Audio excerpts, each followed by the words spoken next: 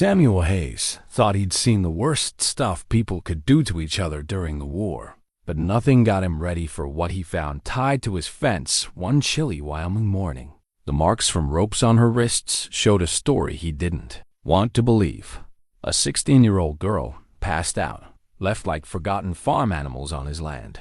Her dress was ripped, her lips dry from not drinking, and she'd been there long enough for frost to sit on her dark hair.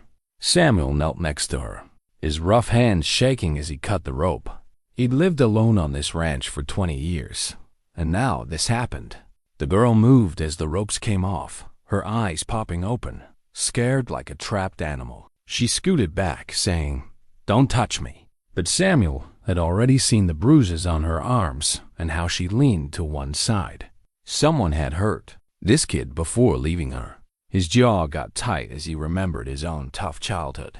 "It's okay," he said, staying back. "I won't hurt you." She looked at his face, checking if he was lying. Samuel was a big guy, even bigger from 20 years of ranch work, but something in his gray eyes must have made her trust him. She didn't run. "What's your name?" he asked. "Emma," she said, like it was a secret. Samuel looked at the rope in his hands, then at the wagon tracks leading away from his fence. Someone had driven her here at night and left her to die. In Wyoming, that meant wolves, cold, or worse. "Who did this to you?" Emma's face went blank, not like she forgot, but like she remembered too much. "My father," she whispered. Those words hit Samuel hard. He'd spent 20 years trying to forget his own dad, and now this girl's scared eyes brought it all back. Samuel stood slowly, his mind spinning. He could take her to town, give her to the sheriff. That'd be the easy, safe choice. But Sheriff Morrison didn't ask questions about family stuff, and Emma might end up back with whoever hurt her, or worse. "Can you walk?" he asked. Emma nodded, getting up shakily. Samuel watched her, seeing how she braced for another hit. He made up his mind. "Come on, let's get you inside." But as they walked to his cabin, Samuel saw dust clouds far off. Someone was coming fast, and his gut said it wasn't good. News. The dust clouds were still miles away, but Samuel could read the prairie like a book. 3 riders, moving like they had a job to do. He had about 20 minutes before they got to his land. Inside the cabin, Emma sat stiff at his kitchen table, her eyes flicking to the door every few seconds. Samuel poured water into a tin cup and set it in front of her. "Drink slow," he said. She did, but her hands shook so much the cup clinked against her teeth. Samuel knew that kind of fear. He'd seen it in his own face every morning for 10 years after escaping home. "Those riders coming," he said quietly. "They got anything to do with you?" Emma's cup stopped halfway to her mouth. Her face told Samuel all he needed to know. "He's coming back for me," she whispered. Samuel went to the window, looking at the dust cloud. "Your father?" he asked. "I was payment for his debts," Emma said, her voice super quiet. But then he changed his mind. Said I wasn't worth enough, that I'd shame whoever took me. Those words hit Samuel like rocks. He remembered his own dad, drunk, saying kids were burdens smart guys get rid of. "So he tied you to my fence to die?" Emma nodded, said the wolves would clean up. His mistake. Samuel felt something cold in his chest. Not fear, but the heavy feeling of a choice that had changed everything. He'd spent 20 years avoiding trouble, keeping to himself, but looking at Emma, seeing his own childhood in her scared eyes, he knew he was done running. "Well," he said, checking his rifle above the fireplace, "looks like your dad messed up." Emma stood so fast her chair fell over. "You don't get it. He's not alone. He owes money to bad guys, and they're coming with him." Samuel turned from the window. "How bad?" "The kind that burn farms and don't ask questions." The dust cloud was closer now. Samuel could see 3 riders. One was dragging something behind his horse. Samuel's blood went cold. It was his dead cow, dragged as a warning. "They want you to know what happens if you get in their way," Emma said, reading his face. Samuel grabbed his Winchester from the gun cabinet. 20 years of peace on this ranch, and now it was over because he couldn't ignore a kid in trouble. But as he loaded the rifle, Samuel felt something new. For the first time in 20 years, he felt like himself. "Emma," he said, his voice steady. "You know how to shoot?" She shook her head. "Then you're gonna learn." The three riders stopped just far enough that Samuel's bullets couldn't reach them. Smart guys, used to this kind of work. The man in the middle was big, with graying hair and saloon-worn clothes. That had to be Emma's dad. The other two were younger, tougher, with cold killer eyes. "Hayes," the older man yelled. "I know you got my daughter in there." Samuel stepped onto his porch, Winchester in hand. Emma was at the back window, with his old Colt, her hands steadier now that she had something to do besides be scared. "She's not your daughter anymore," Samuel shouted back. "You lost that when you tied her to a fence." The man's laugh was mean. "That girl belongs to me until I say otherwise. Hand her over, and we're even." Samuel's finger tightened on the trigger, but he stayed calm. These weren't just random guys. They had the confidence of men with real power behind them. "Who you working for?" Samuel asked. One of the younger guys answered, "Marcus Devlin sends his regards." Samuel's blood froze. Every rancher around knew Devlin. He owned half the territory with fear, and the other half with bullets. If Emma's dad owed Devlin money, this wasn't just about a runaway kid anymore. "Devlin wants his property back," the man went on. "The girl was payment for a debt. Her daddy decided to dump her instead of paying. Emma's dad shifted in his saddle. She ain't worth what he wanted. Damaged goods." The gunman said coldly, "That's for Mr. Devlin to decide, but he's willing to play nice. Hand over the girl, and Hayes keeps his ranch. Maybe even keeps breathing." Samuel looked back at the cabin window where Emma waited. She was 16, and these guys were talking about her like cattle payment, property, damaged goods. The same words his own dad used. "And if I say no?" Samuel asked. The lead gunman smiled. "Then we take her anyway, and you're just another sad story about messing with Devlin's business." Samuel glanced at the dead cow they dragged to his fence. The message was clear.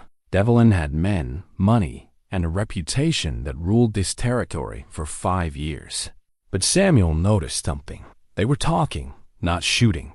That meant Devlin didn't want trouble yet. "I need time to think," Samuel called out. "You got 1 hour," the gunman replied. "Then we come back, and we won't ask nice." As the riders backed off to wait, Samuel felt Emma behind him. "There's something else," she whispered. "Something I didn't tell you about Devlin." Samuel turned, and her eyes said things were about to get worse. He shut the cabin door, his mind racing. Whatever Emma's about to say, she didn't want those guys outside to hear. "Devlin's not just collecting a debt," Emma said, her voice super soft. "He's my real dad." Those words hit Samuel like a punch. He sat down, trying to wrap his head around it. "The man outside, the one who tied you to the fence?" "My stepdad, Thomas Garrett," Emma said. "He married my mom when I was little, after Devlin kicked us out." Samuel's mind put the pieces together, forming a picture he didn't like. "Devlin left you and your mom?" "Worse," Emma said, her hands balling into fists. "When I turned 16 last month, he decided he wanted me back. Not as a daughter. Thomas owed Devlin money from a poker game, and Devlin said he'd forgive it if he got Emma." Samuel's jaw got tight. He'd met men like Devlin and the war guys, who took what they wanted and called it business. "But Thomas got scared," Emma went on. "Said if Devlin found out what kind of man he really was, what he'd been doing to me all these years, Devlin would kill him for hurting his property." The room went quiet. Samuel understood why Emma flinched at sudden moves, why she had that look in her eyes. Thomas wasn't just a coward who left a kid to die. He was a monster who'd been hurting her for years. "So instead of facing Devlin, he decided to let you die?" Emma nodded. "Make it look like I ran away and got eaten by wolves. Then he could tell Devlin I was already dead when the debt was due." Samuel walked to the window. The three riders were still waiting, but now he saw things differently. This wasn't just about saving Emma from her stepdad. It was about keeping her from a man who tossed her aside once and now wanted her for his own twisted reasons. "There's more," Emma said quietly. Devlin doesn't know Thomas has been hurting me. If he finds out, he'll kill Thomas. But he'll still take me. Samuel looked at her. And you'd rather die than go with either of them, right? The question hung between them. Samuel thought of his own dad, the beatings, the hunger, the fear. He'd run away at 17 and spent 20 years building a life where no one could hurt him. Now he faced a choice that had ruined that safety forever. Emma, he said slowly, there's something you should know about me, why I get what you're going through. She looked up, waiting. My dad sold me to a man named Crawford. When I was 15, said I was payment for a gambling debt. I was that man's slave for 2 years before I got the guts to run. Emma's eyes got wide. She'd found someone who understood. The scars on my back, Samuel said, they're from Crawford's whip.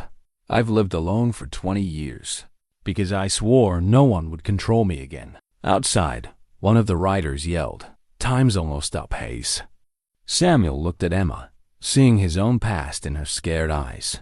He'd spent 20 years running from men like Devlin, Crawford, and Thomas, but Emma couldn't run. She was 16, alone, with nowhere to go. "What are you thinking?" she whispered. Samuel grabbed his rifle and checked the bullets. "I'm thinking it's time I stopped running." Samuel stepped onto his porch, rifle ready. The hour was up, and the 3 riders were getting closer, their horses' hooves thumping the ground. "Time's up, Hayes," Thomas Garrett yelled. "Give us the girl, and we'll leave peaceful." "Can't do that," Samuel called back, his voice clear across the distance. The lead gunman, a skinny guy with dead eyes, moved his horse forward. "Then you chose wrong." But before anyone could shoot, more horses came from the ridge behind Samuel's cabin. At least 6 riders, moving fast toward them. Thomas Garrett's face went pale. He wasn't supposed to come himself. Samuel's blood went cold as he recognized the man leading the new group. Marcus Devlin rode like he owned the place, with armed men who'd earned their names with blood. Devlin was older than Samuel expected, maybe 50, with silver hair and fancy clothes that didn't fit Wyoming's wilds. Well, Devlin said, his horse stepping around the dead. "Cow, what's going on here?" Thomas Garrett's voice shook. "Mr. Devlin, I can explain." "I'm sure you can, Thomas, but I want to hear from Mr. Hayes." Devlin's pale eyes locked on Samuel. "I hear you have something of mine." Samuel kept his rifle aimed at the first 3 riders, but he knew Devlin's men were spreading out behind him. 9 against 1 was impossible. "Nothing here's yours," Samuel said. Devlin smiled, but it wasn't warm. "You're wrong. Thomas owes me a lot of money, and the payment's hiding in your cabin." "Emma's not payment. She's a person." Devlin's voice got sharp. "Is that what she's calling herself now?" The way he said it made Samuel's skin crawl. This man didn't just want Emma as debt payment. It was personal, possessive. "Time to settle this right," Devlin said. "Thomas, you lying snake. Did you think you could let my daughter die, and I wouldn't know?" Those words hit like thunder. Devlin knew Emma was his daughter, always had. Thomas Garrett's horse moved nervously. "She ain't worth the trouble, Mr. Devlin. I was doing you a favor." Devlin's gun was out so fast Samuel barely saw it. The shot rang out, and Thomas fell from his saddle, grabbing his shoulder. "Nobody asked you to think, Thomas."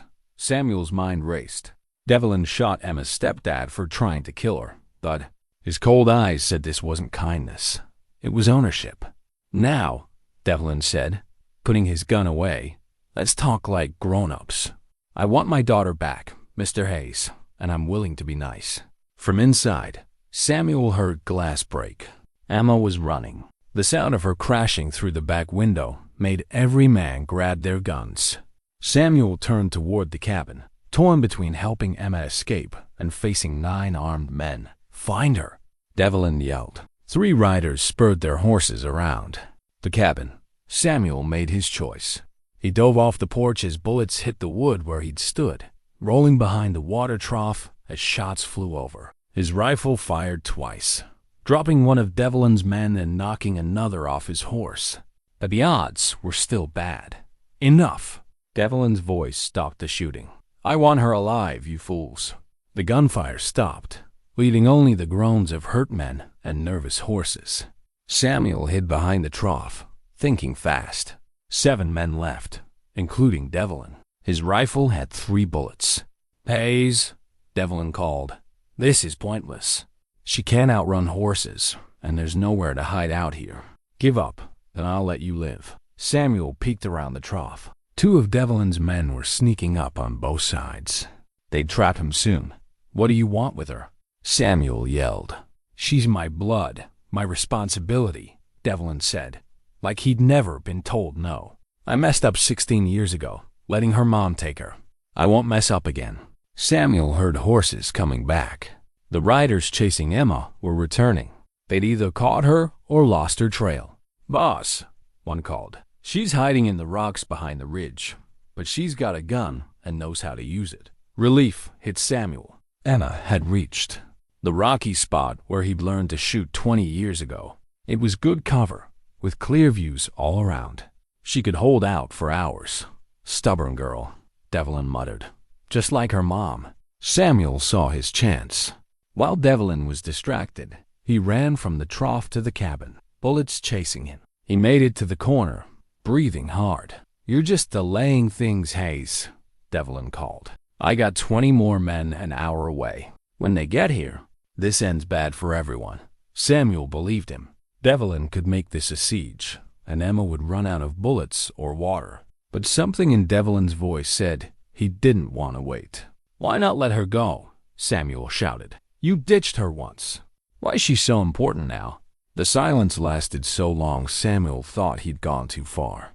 When Devlin answered, his voice was heavy. "She's the only family I got left. 16 years ago, pride stopped me from claiming her.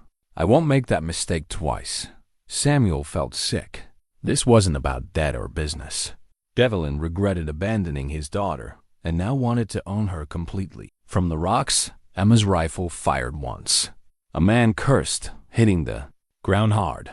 8 men left. But as Samuel peeked around the cabin, he saw Devlin pull something from his saddlebags that froze his blood. Dynamite. "Last chance, Hayes," Devlin called. "Get her to come down, or I'll blow those rocks apart with her in them." Samuel watched Devlin ready the dynamite, his hands steady, like he'd done it before. This wasn't a bluff. He'd rather kill Emma than lose her again.